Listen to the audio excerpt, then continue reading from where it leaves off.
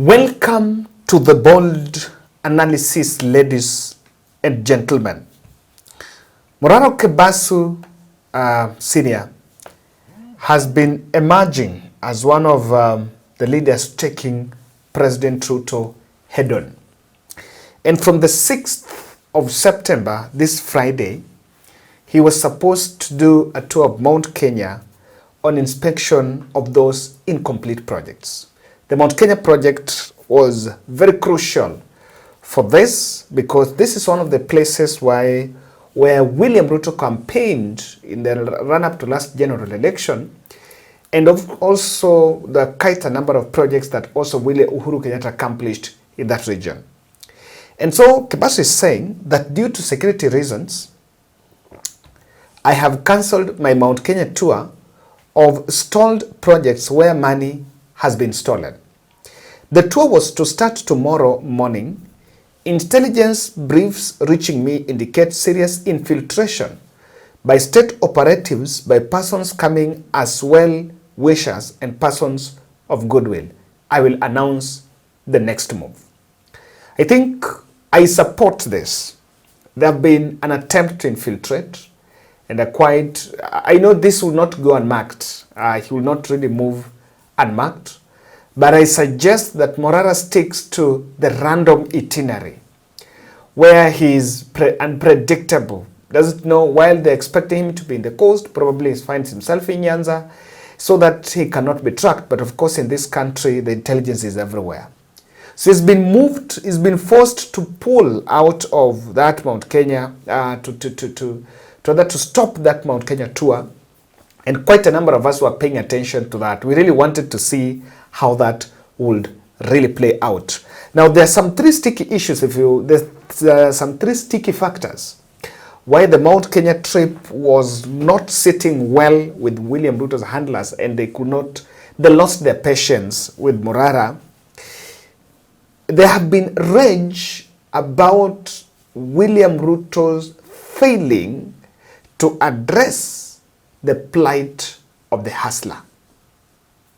And there are two key projects in Mount Kenya that have really been thorny to that region. The first project is Karimenu Dam. Karimenu Dam is supposed to be constructed somewhere in Kiambu, and it really raised some issues. It really raised speculation in terms of what exactly is being done and how that is being played. It raised some issues were really raised. And the other one is Mau Mau Road. Mau Mau Road was started during Uhuru Kenyatta's time, and now it's stalled now, and it's been riddled by an attempt to even terminate contracts and give fresh contracts.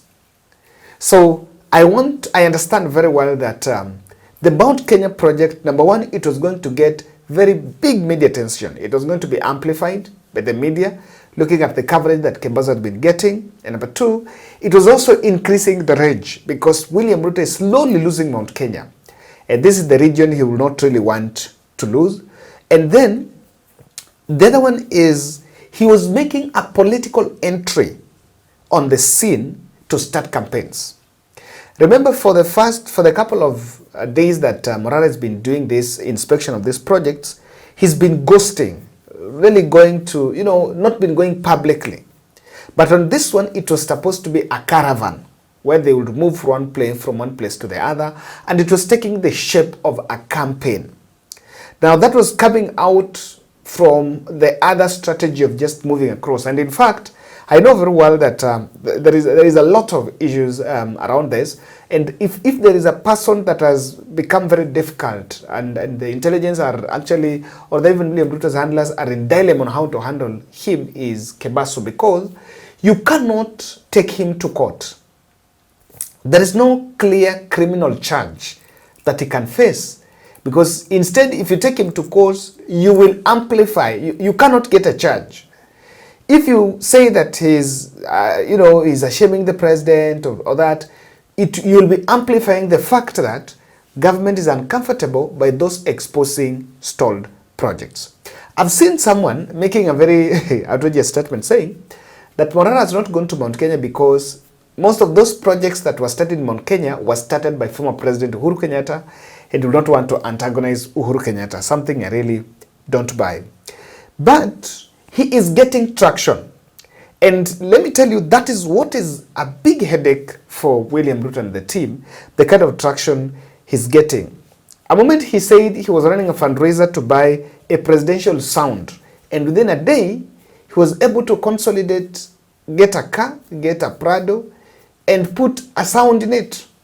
Now that is someone consolidating, fundraising, or rather resourcing, mobilizing resources for a campaign. And I found a video just in Twitter today about a lady telling the country about who Morara exactly is. So there's this guy in Kenya that is giving the government a run for their money. His name is Morara Kebaso. And I just want to say something about him because I know this guy personally.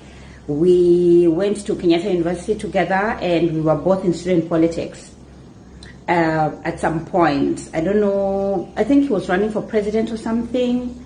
And, you know, we had a couple of runnings. So I know him personally. This guy is a force. This guy is not a joke. As in, he might be young, he might not have the most resources. But if it happens that he gets resources and he can actually afford to run a campaign, President Ruto is in trouble.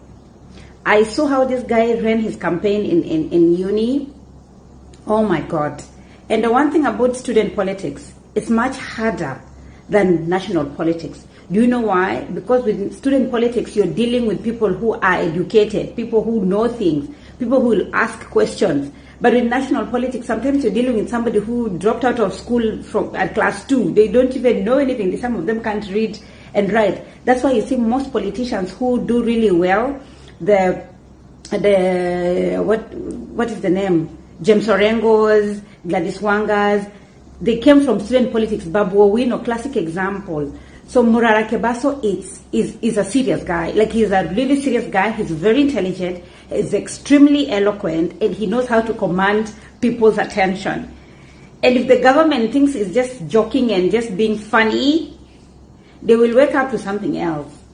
And we as young people, we need to emulate such people where we are not afraid to call out nonsense when we sit in government. Gone are the days where we were afraid of a president, afraid of a politician, afraid of a member of parliament. These people are our employees, not the other way around. So it's time, when employees are not doing what they're supposed to, what happens to them? They get fired, they get questioned, they get warning later. And this is what is happening. I was watching him live on JKL, and they called Hussein Mohammed to, either confirm whether the president called him or not. I mean, Hussein, who are we fooling here? We both know if the president calls me right now and tells me something and tells me not to say it, I can't say. And I can't confirm that he called me. You know. I don't know why you are trying to make him look like he's lying or he doesn't know what he's talking about. Do you think somebody will go on national television and say the president called him and actually he didn't? Do you know what will happen to that person? I mean, Hussein, I know you're trying to protect your job and protect the government and you work for the president, but at the end of the day, some things like this, you can just say, I neither confirm nor deny. I mean, journalists 101. So you now made yourself look more foolish than the government actually is, because you sort of raising your tone and saying, oh, he's lying. And we both know who's a liar in this government. Anybody that has 100% lie and another person has a 10% lie, I mean, who are we going to believe? But all I'm saying, guys, is support this guy. Support him as much as you can. I know this guy is not a joke. He might be young. He might look as if he doesn't have all the facts right. But give him time, give him resources. The president will have to sweat in 2027. Morara, if you decide to run, I'm behind you 100%. And he's been continuing with it. In fact, I realized, I really picked this video from Ugenya.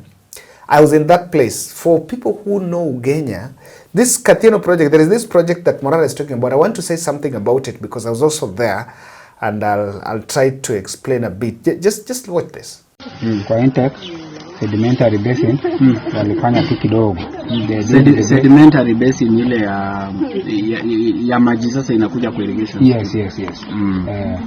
Wakafanya kidogo. Then kukawa na acquisition ya laini ambayo hiyo nini itapita canal.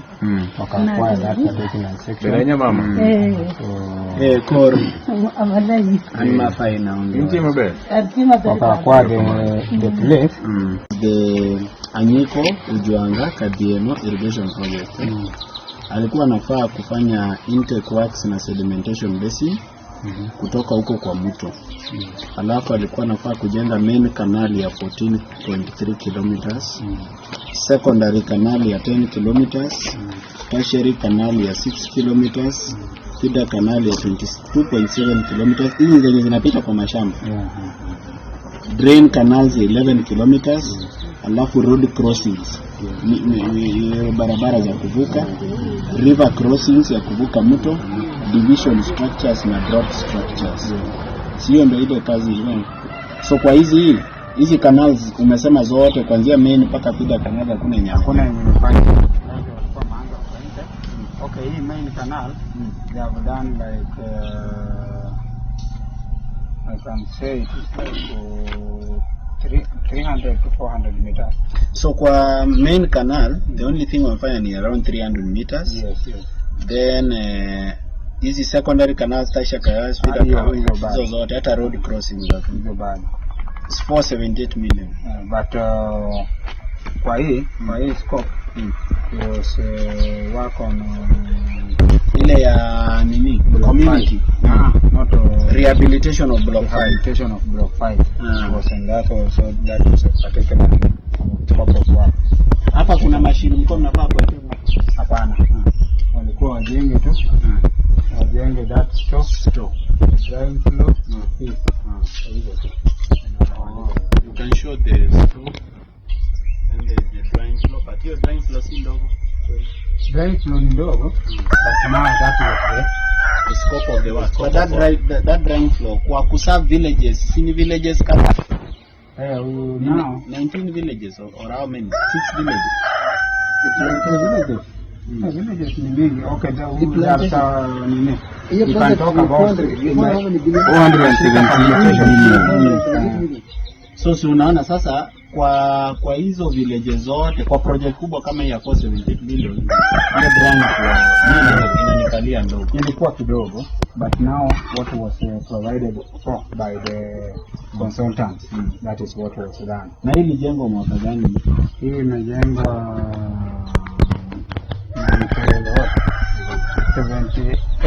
1978. Yes. 1987. Before you were even born. Allah. So now it was built by the government and the cooperative society, By the community. Community ndio walijijengea. Members walianzisha hii kitu 1978. Wakati walianzisha then walikuwa na volunteer wanapeana. Unaona kama shule mtu alikuwa anapeana compound. So hii pia ilipeanwa na mtu, but after cooperative ikanunua. Hebu nionyeshe hii yenu. Engineer? Yes. 1985. Watu jamaa tuelezee ndio at least hata tu market hii mahali. Watu wanunue mchele bwana. So, ukiangalia huko ndani, hiyo ndio mashine ya mnamo. Hiyo ndio mashine ya 1987. Walikuwa wanatumia lisapita hiyo kuzungusha mashine. Hii ni ya diesel. Hiyo ni ya diesel. Hearing that World Bank is giving Kenya some money to do agriculture, so they might benefit na itawasaidia kufanya other crops. Kwa sababu unajua sasa hivi tunatumia rainfed. Rainfed unaweza fanya tu only one season, na not do two seasons. Lakini ile kitu tunafaa tumalize pia ni ufisadi. Wizi. Kwa sababu kwa ile store hawakumaliza. Ilijengwa tu hivyo, nje ndio imepakwa rangi, lakini ndani haikupakwa rangi. Ndani haijapakwa rangi. Hii drying floor walikuwa waweke ninia sealant ya expansion joints, hawakuweka. So saa hizi kitambo wakuja waweke, kama new contractor atakuja, itakuwa iko already west, kwa sababu maji itakuwa imeingia ndani na ina cause hiyo nini ianze kukua weak. Na hata finishing haikufanya mzuri, lakini sawa. So mimi utaniwekea 5 kg. Ushaweka nipo nipo.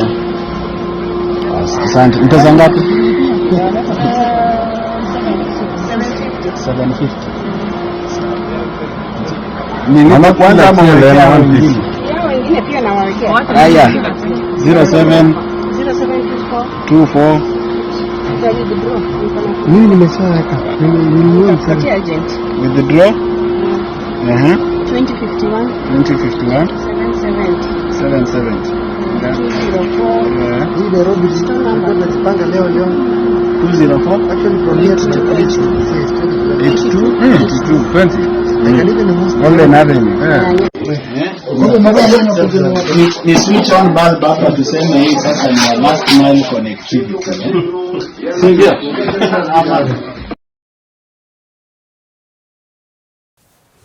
Now, when was that? On Sunday, I was in Ugenya. And for people who know that place, if you come from Ligega, the next stage is known as Gotnanga. So in Gotnanga, when you go to, there is a road you take to Masiro, to Sihai. That road is tarmacked, a short distance, then kuna gap, and that is the road going to governor's residence. I wish one day I can go back there. In fact, it was just late in the night. I would have taken the photo. Imekuwa tarmacked nusu. I don't know, people who come from that place who can tell us. Huh? This is where, it is around that area that this project is. So, if you go to that area, that is the Masiro and Kathieno. From Masiro, you come from Sihai, then Kathieno, Masiro, then Kathieno.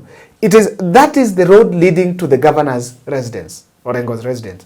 Iyo barabara imekuwa tarmacked nusu. And I was wondering, like, what exactly is it? So, it is the same area where that project Nani is talking about, where that project that project of Morara that Morara is talking about, it's still in the same place. So Morara is posing as a big challenge for William Ruto, because he comes out not as the ordinary, not as the ordinary politician. In fact, there is a strongest indication that Morara is slowly launching his presidential bid 2027. Now, this came after Gen Z. And after the Gen Z protest went down, of course, he was part of that protest. We really understand he was been saying he was part of that protest. And then he picked it from there.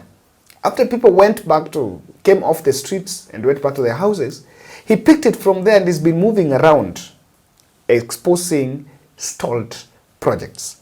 Why is a big challenge for William Ruto is because he brings accountability card on table.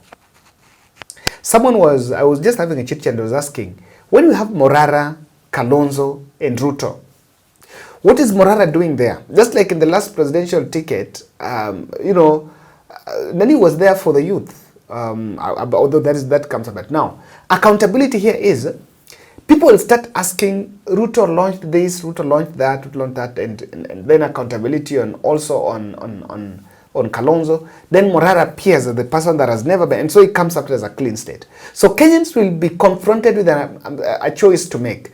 Are you going to choose Ruto or you're going to choose accountability? Those two choices are there. And I can tell you, politicians will not want, politicians don't thrive. They thrive in lack of knowledge. Those who can be told to move left and left, right. And if you watch that video that lady was talking about. Number two, he seems to be getting traction from two groups, the Gen Z and the millennials. Now, if you look at the fundraising that is done to get resources, do you want to tell me it is Gen Z who have contributed? The answer is no. It is the middle class. that have contributed. It is not really the Gen Z that have supported him. So the kind of traction he's getting, he might end up running away with that group known as the Gen Z. And they coalesce around him and turn up to vote. It's a big problem for William Ruto. Because William Ruto still wants to mobilize in 2027. There is nothing like issue-based. William Ruto still wants to mobilize by the tribal chiefs. That is why between now and 2027, he will try to bring Raila to close to him as closest as they want. Have Raila and have Rigathi here and there. So the young population will coalesce around that gentleman. The other thing is the radical generational transition coming too early. You see this Ndindi Nyoro and Dennis Itumbi team, they were running a narrative of a generational transition. But what they were targeting was William Ruto's succession in 2032. That was their target. But Morara is bringing it too early in 2027, something that William Ruto will not want to envision. If you look at the kind of news there, is already being a headache. The last thing is the Wanjigi factor around Morara. With Wanjigi factor, it's more clear that he can get a financial muscle, political capital. The political capital is money. Money. And Wanjigi comes with a package of a clique of billionaires that will support his work. If you look at how he comes up, but then he can really be bankrolled. And let me tell you, I remember people saying that there were, after 2022, there are people that were disgruntled by Uhuru administration and how Uhuru ran his stuff. And they decided to coalesce around William Ruto so that they can humiliate Uhuru Kenyatta. And not that Raila was a bad choice, but because they had missed up on tenders, this and that, and deals left, right, and center. So they had to go and coalesce around William Ruto so that from that point, they will get something. Now, some of these projects we've been saying here, those who have been releasing some of these documents and some of these leakages to Moraras are part of the disgruntled contractors. They saw a project, a contractor on that, organizes a meeting, furnishes Morara with all the details. As Morara goes there, he's too detailed. So that is a bit of my part, guys. Let's meet in the next. And I promise you we shall do a continuation on Morara.